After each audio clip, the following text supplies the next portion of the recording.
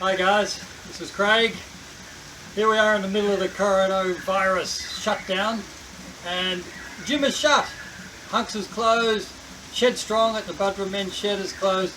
I thought you might like to have some things you can keep doing at home just to keep your core strength and a bit of arm and shoulder and back strength, leg strength, so that when we come back into the gym later in the year, you haven't got quite so much ground to catch up with. I'm going to show you 5 or 6 different exercises you can do simply at home with no equipment and just using body weight and a floor mat or a towel on the floor on the carpet or something like that, just to protect your joints. Bear with me, have a look through, we'll have a chat at the end about how many you should do, but I'll just demonstrate the different variations. Some of them are quite, each exercise will have some simple options and some more challenging options, so you can work out where you need to tap into. Okay, let's start with the plank.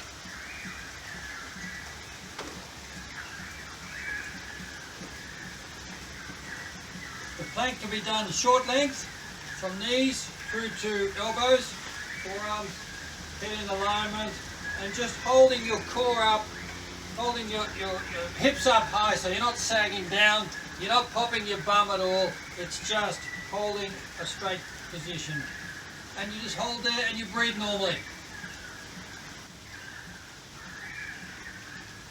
So remember, we work on the 1 minute thing, but you may not be able to do a minute at a time. You can do it in shorter bursts to start with. You can progress that to more challenging by going to full length, hands under shoulders, and again holding that rigid body position through the core, no sagging, no pumping, just in that alignment. Okay, feet can rest. Progress further to a full length plank on forearms and toes, and holding that position. And for those of you who want to challenge even more, you can go to full length, arms extended, and just hold. It's like a push-up position, but you don't dip. Okay, so that's the most difficult. Next one down. Next one down. And this may be your start position, your commencement. Okay, as well as the plank face down, you can do a side plank, which is using the core muscles on the underside of the body. So again, you prop on an elbow. Really important to have your elbow directly below your shoulder, palm resting on the floor if possible. We'll do the first one from the knees. So knees are bent, resting on top of each other. Knees, hips and shoulders should all be in a straight line, so bring your hips forward to get that position, and then lift your hips off the ground. Just hold that. You can do up and downs, up and hold for your 5 seconds, breathe normally, and then controlled lower, not a collapse. So again, making sure you get that alignment right. Don't roll, don't tip in or up. Don't thrust forward like a banana or stick your bum out the back. You want to be in a straight line, knees, hips, shoulders, elbow beneath shoulder, head just comfortable. Side plank, short leg. Side plank, long leg, all those rules still apply, but this time your top leg is on the floor in front of your bottom leg, so that your top leg will be like heel to toe, legs straight, hips, shoulders, and then bridge into the side plank and hold that. That's obviously a bit more challenging, longer levers, and down. You do some reps, then you do the same thing on the other side. Keep it straight line, you'll be right. That will really test you.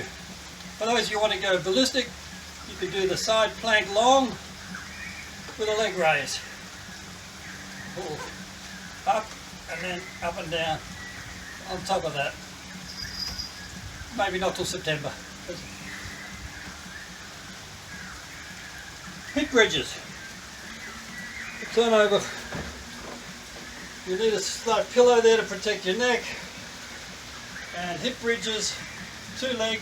So you bring your knees bent up so that your heels are about knee level. A little bit shoulder width apart, the feet. Arms either on your chest or just resting on the ground, but no helping by pushing with them. And then lift your bum up. What I want to get is again that straight line from knees, hips and shoulders. So not to here, that's not enough.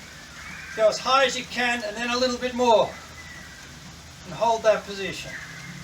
Breathe normally and down. To make it a little more challenging for your hamstring muscles, toes off, just do it through your heels. And then lower. And up, hip bridge, nice and high as you can, and then a little bit more. And then breathe normally and lower. Good. To make it more adventurous, you can do single leg hip bridges. So you have your unsupporting leg in the same alignment as your other leg. So you come up on a single leg bridge, either foot flat or on your heels, and down. Then on the other leg. Okay, trying to get that alignment again with the hips as high as you can. So you might do 10 double leg bridges and then a couple of single legs, and then gradually do more singles than doubles as you get stronger and better at the balance. Press ups. Everybody's favourite at the gym.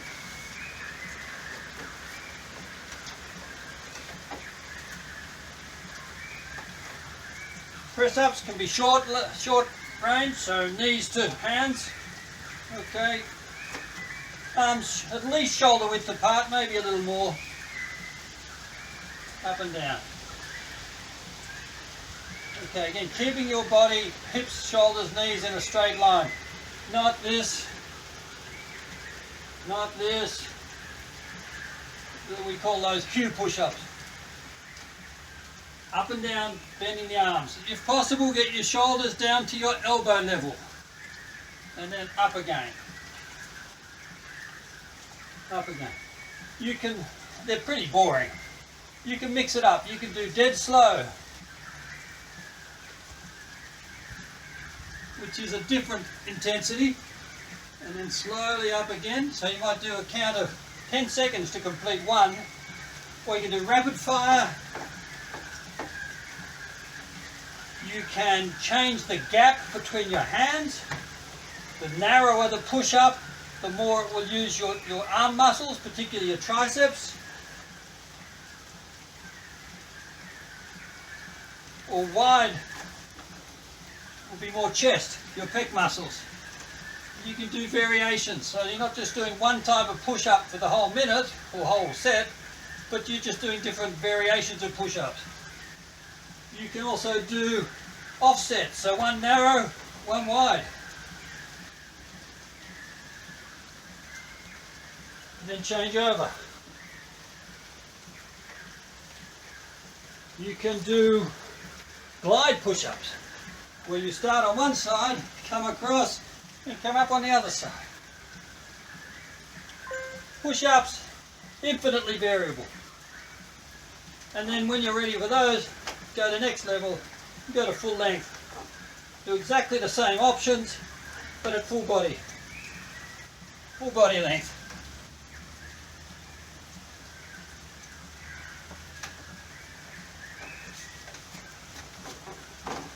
So that's the floor work for the core. Got the plank for the front, side planks for the lateral muscles on the torso and the hips, good for your arthritis in the hips. And we've got the hip bridges for your glutes and hamstrings and lower back muscles, and the push-ups for your chest and arms. So see, we built a very simple program that will cover lots of bits. But we're not done yet. Let's go and do some squats. Okay, squats. Let's move on to the legs now. With the squats, it's probably a good idea to start using a chair as a support, so that when you do it, go down into your squat position, you're protected from falling backwards. Because what I'm asking you to do here is what we call a butt squat, one that uses your butt muscles and your low back muscles, as opposed to going just up and down on your toes. Keeping the weight back on your heels brings a risk of falling over backwards, so the chair's just there for protection. And as soon as your bum hits the chair surface, up you come again. You're down, touch and go. Down, touch and go. So no sitting, no stopping on the chair, touch and go. The arms are extended in front to keep your chest up and your head looking straight ahead, which will bring in your low back muscles and keep this part of your back quite flat. The ideal alignment, knees always stay behind your toe line, so you don't get out in front of your toes. Stay back, so you stick your bum behind you, arms out in front, flattening the spine, and then lower, touch and go. Lower, touch and go. See how my head's upright, looking straight ahead? Don't be looking to see if your knees are in front of your toes. Once you've got that, stop looking and get your head up. When your control is good and you feel safe, you can move away and do it without the chair. Exactly the same procedure. You don't want to go any lower than thighs parallel with the ground. And you know, with the over 60s knees, even that can be a challenge. So just what you're comfortable with, down towards that point, back flat, and then slowly up again. You'll get the quads burn, but you're working your butt, quads, lower back muscles, upper back to hold your upper chest posture up as well. So this is called get-ups, or more fully, Turkish get-ups. So start flat. One leg bent, again heel about knee level. On the same side, one arm vertical. We try and keep this arm as vertical as possible for the whole movement from now on. And you've got to lock your vision onto that fist. That's going to be what you're looking at for that. Unless you get any neck stiffness or dizziness, in which case you may need to break vision with that and just get your horizons back straight again. Okay, how do we start? From here, roll to the opposite side of the arm extended onto elbow, and then prop up onto extended arm, and from there drop your shoulder, don't have it up near your ear, drop your shoulder down, and then do a side bridge. And while you hold that side bridge with extended arm, bring your knee beneath you and up into what we call half kneel stand. You'll still be looking at your fist if you're comfortable with that, or now you can go horizontal. And from there, it's simply up to standing. And when you get it right, you should end up facing in the same direction as your feet were pointing when you're lying on the floor. That's one full Turkish get-up. Let's show that again.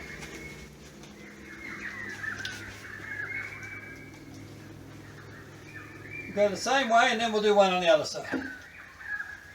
Arm extended, leg bent, and you push through that bent leg to get the roll. Onto elbow, extended arm, bridge, tuck, get it right back underneath you, up into kneel stand, break vision, standing. Beautifully done. The next repetition you'll go the other direction. We'll roll left this time.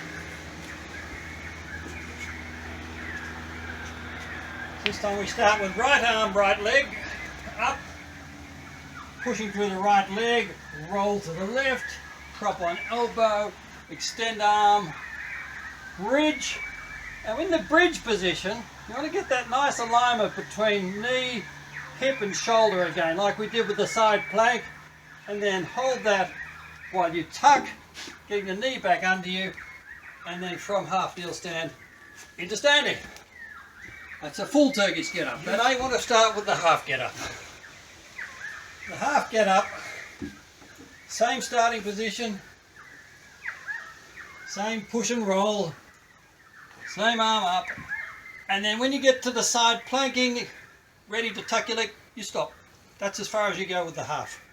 Check your alignment, all looks good, one leg bent, one leg straight, hips, shoulders all in line, shoulder above hand, then release and go back and do a half get up the other way. Roll, push, bridge, hold, and then down. So once you master the half, you can then start to work on getting the knee underneath you for the full get up. So there you have it, guys. 6 exercises with some variations built in for easier and more challenging. Takes about, well, the demonstration took about 15 minutes, but You probably get them all done in that time. Once you find the level you're at, how hard should you go? How many should you do? Well, your body will be your best counsel for that, but it shouldn't hurt, and it shouldn't stir up any of your underlying old war wounds, all your sports injuries and arthritic changes and everything else. So it should be in your comfort zone, but only just. You need to know you've done some training. You need to know when you've done your session that, yeah, I've done enough for today. You're a bit puffed. You're maybe got a light sweat worked up. Your heart rate might be up a little bit. As you string these together, there's an aerobic component to that as well. As you do them more regularly, you will become more tolerant. Your body will adapt to them, and you'll be able to do more repetitions till you get to that point of fatigue. But you need to know that you've challenged yourself. So don't make it too easy. Find the level that works for you, and when you're ready to progress, go up a level. Okay, or do more repetitions, or vary them with the different push-up variations or speed of execution. It's really, how often should you do them? Well, we generally do our get-together workouts 3 times a week, and I'd suggest you don't go any fewer than 3 times a week at this stage. And you can do more, but don't go any fewer, please. That gives you an optimal training zone. You may find you only don't want to do the whole 6 3 times a week, and that gets boring, the same thing. So you can group them differently and maybe do 4 exercises on any given day, but each day will be a different group of 4, and you mix them up a bit. Now eventually you say, okay, I'll do 5s, and then I'll do the whole 6 3 times a week or more.